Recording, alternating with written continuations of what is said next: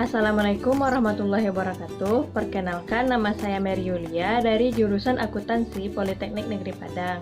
Di video sebelumnya, saya telah menjelaskan mengenai literatur review dari penelitian yang akan saya ambil.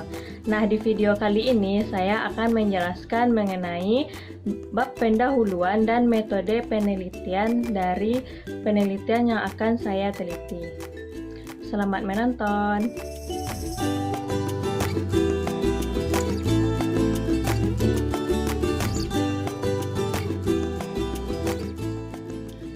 Akuntansi merupakan suatu disiplin ilmu yang tidak dapat dilepaskan dari lingkungan, karena secara prinsip ilmu akuntansi dapat mempengaruhi dan dipengaruhi oleh lingkungan. Pada awal perkembangannya, akuntansi hanya menyajikan informasi mengenai keuangan, sedangkan informasi mengenai kegiatan sosial, lingkungan, pemberdayaan, dan yang lainnya diabaikan dalam pelaporan keuangan. Perusahaan yang hanya berorientasi pada pemegang kepentingan dengan memaksimalkan laba dengan berbagai cara tanpa memandang dampak yang ditimbulkan dari proses kegiatan tersebut. Seiring perkembangan zaman, perusahaan yang hanya berorientasi memaksimalkan laba semakin berkurang. Perusahaan dituntut tidak hanya memikirkan keuntungan finansial bagi kepentingan perusahaan sendiri dan seluruh bagian yang terlibat di dalam perusahaan tersebut, tetapi juga harus memikirkan kepentingan masyarakat di lingkungan sekitar perusahaan. Menurut Elkington, pada tahun 1997, pada saat sekarang ini perusahaan tidak hanya berorientasi pada keuntungan atau profit, akan tetapi juga bertanggung jawab terhadap masyarakat dan bumi, atau dikenal dengan prinsip triple bottom line. Semua aktivitas yang dilakukan oleh perusahaan harus memperhatikan kesejahteraan masyarakat, kepedulian sosial, dan berkontribusi dalam menjaga kelestarian lingkungan sekitar dengan cara mengungkapkan tanggung jawab sosial dan lingkungan oleh suatu perusahaan. Penerapan program Corporate Social Responsibility bertujuan untuk melakukan perubahan secara rencana strategis yang dilakukan oleh perusahaan agar mampu bertahan di masa yang akan datang. Pelaksanaan Corporate Social Responsibility menurut OECD pada tahun 2004 yaitu konsekuensi dari implementasi praktek tata kelola perusahaan yang baik. Karena pada prinsipnya, kerangka corporate governance harus mengakui hak-hak pemangku kepentingan yang ditetapkan oleh hukum, atau melalui kesepakatan bersama dan mendorong kerjasama yang aktif antara perusahaan dan pemangku kepentingan. Di Indonesia, pada tahun 2005 hanya ada 7 perusahaan yang menerbitkan laporan berkelanjutan. Sebagai pengakuan dan penghargaan kepada perusahaan yang telah membuat laporan keberlanjutan, Pusat Nasional untuk Laporan Berkelanjutan mengadakan penghargaan pelaporan berkelanjutan atau SRA setiap tahun, sejak tahun 2005. Sehingga dengan adanya program tersebut, pada tahun 2018 perusahaan yang menerbitkan laporan keberlanjutan sudah mengalami peningkatan, yaitu sebanyak 56 perusahaan.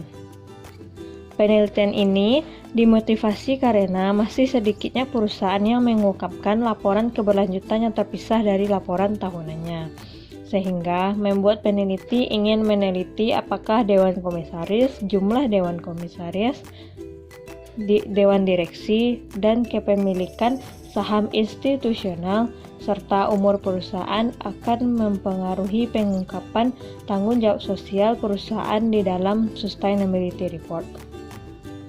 Penelitian mengenai Corporate Social Responsibility sudah banyak dilakukan di Indonesia. Namun penelitian ini banyak meneliti tentang pengaruh faktor keuangan, misalnya profitabilitas, likuiditas, leverage, dan rasio keuangan terhadap CSR. Sedangkan penelitian mengenai pengaruh corporate governance terhadap corporate social responsibility masih sedikit ditemukan. Oleh karena itu, penulis bermaksud melakukan penelitian mengenai pengaruh penerapan corporate governance dan umur perusahaan terhadap pengungkapan tanggung jawab sosial perusahaan di dalam Sustainability Report. Penelitian ini merujuk pada penelitian yang dilakukan oleh Cynthia Dwi Putri pada tahun 2013. Selanjutnya, rumusan masalah dari penelitian ini. Pada saat sekarang ini, tanggung jawab sosial semakin mendapat perhatian. Masyarakat semakin kritis dalam melakukan pengawasan sosial terhadap dunia usaha. Dengan adanya kesadaran masyarakat bahwa tanggung jawab sosial perusahaan sangatlah penting, maka timbullah kesadaran perusahaan tentang pentingnya melaksanakan corporate social responsibility. Salah satu cara perusahaan dalam membangun reputasi baik bisa dilakukan melalui program corporate social responsibility. Pada umumnya, perusahaan berasumsi bahwa fokus sebuah perusahaan adalah mendapatkan keuntungan yang sebesar-besarnya. Tetapi tidak hanya keuntungan yang menjadi prioritas utama bagi perusahaan. Eksistensi dan reputasi yang baik juga menjadi hal yang sangat penting pada saat sekarang ini. Perusahaan bertanggung jawab kepada seluruh pihak yang berkepentingan seperti pemerintah, karyawan, konsumen, dan pemegang saham.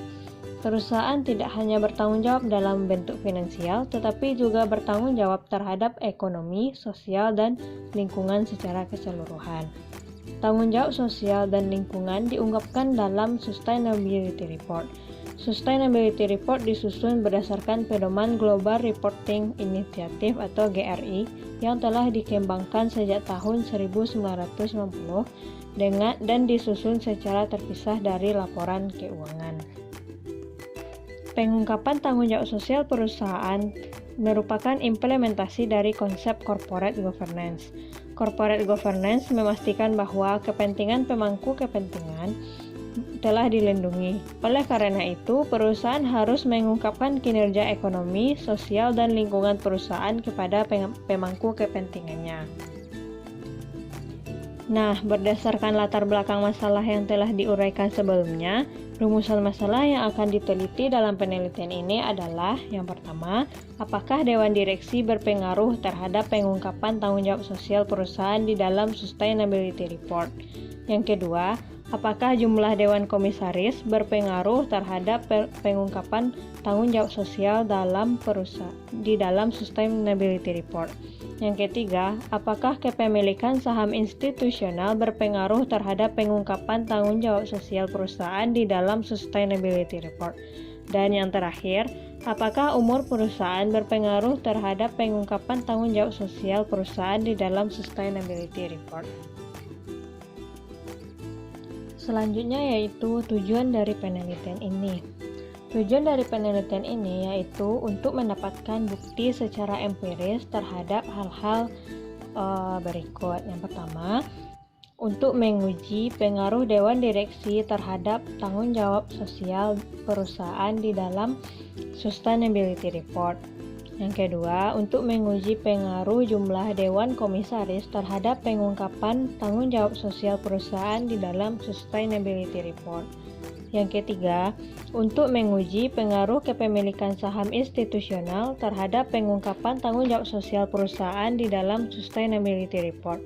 Dan yang keempat, untuk menguji pengaruh umur perusahaan terhadap pengungkapan tanggung jawab sosial perusahaan di dalam Sustainability Report.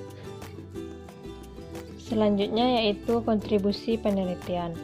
Penelitian ini diharapkan dapat memberikan manfaat dari berbagai pihak, antara lain memberikan kontribusi terhadap pengembangan ilmu akuntansi keuangan, terutama untuk menambah literatur yang berkaitan dengan pengungkapan tanggung jawab sosial perusahaan di dalam sustainability reporting.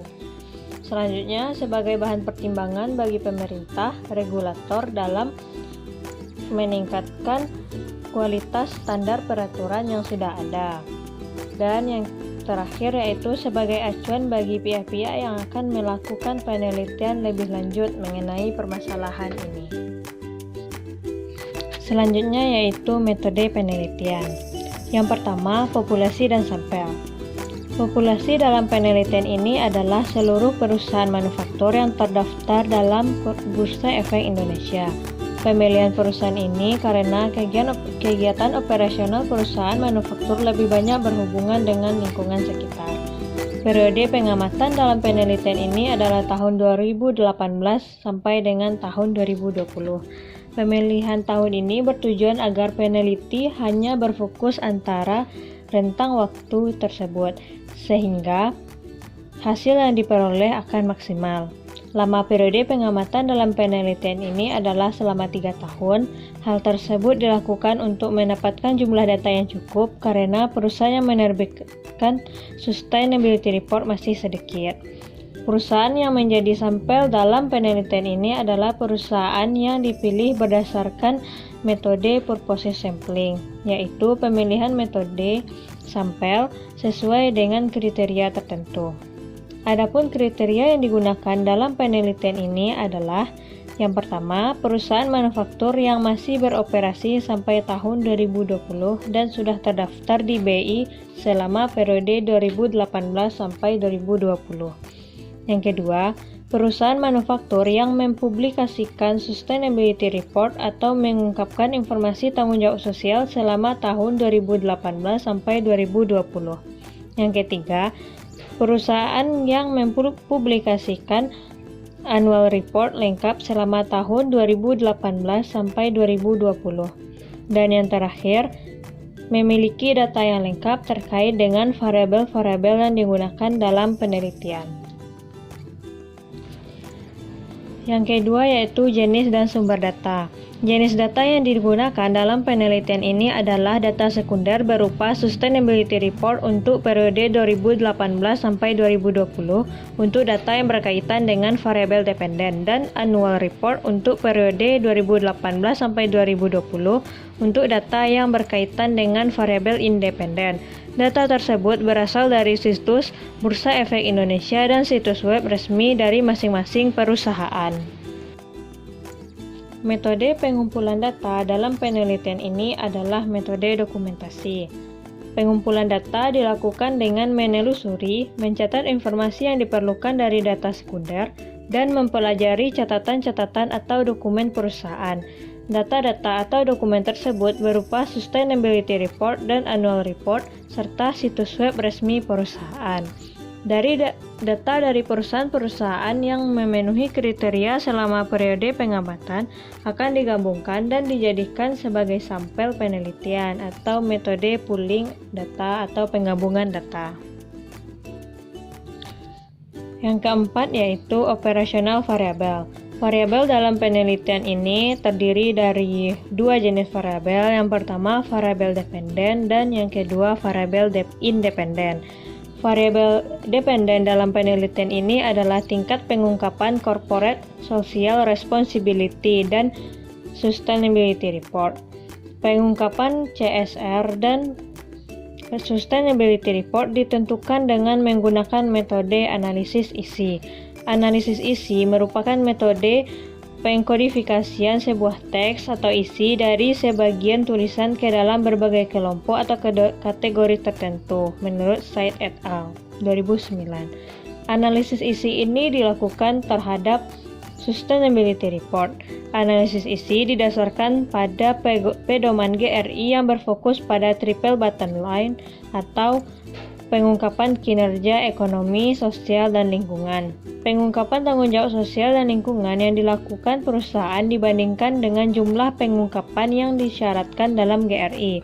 Apabila item informasi yang ditentukan diungkapkan, maka diberi skor 1, dan jika informasi tidak diungkapkan, maka diberi skor 0. Pengukuran pengungkapan tanggung jawab sosial dilakukan secara non-repeat, artinya hanya menghitung satu kali untuk setiap item tanpa mempertimbangkan item tersebut diungkapkan lagi dalam bagian lain dengan bahasa yang berbeda. Selanjutnya yaitu variabel dependen. Variabel dependen dalam penelitian ini terdiri dari dewan direksi, jumlah dewan komisaris, kepemilikan saham institusional, dan umur perusahaan. Dewan direksi merupakan organ perusahaan yang bertanggung jawab terhadap operasi perusahaan, baik operasi bisnis maupun operasi yang didasarkan pada manajemen organisasi yang sehat dan berdasarkan pada prinsip-prinsip pemerintahan yang baik.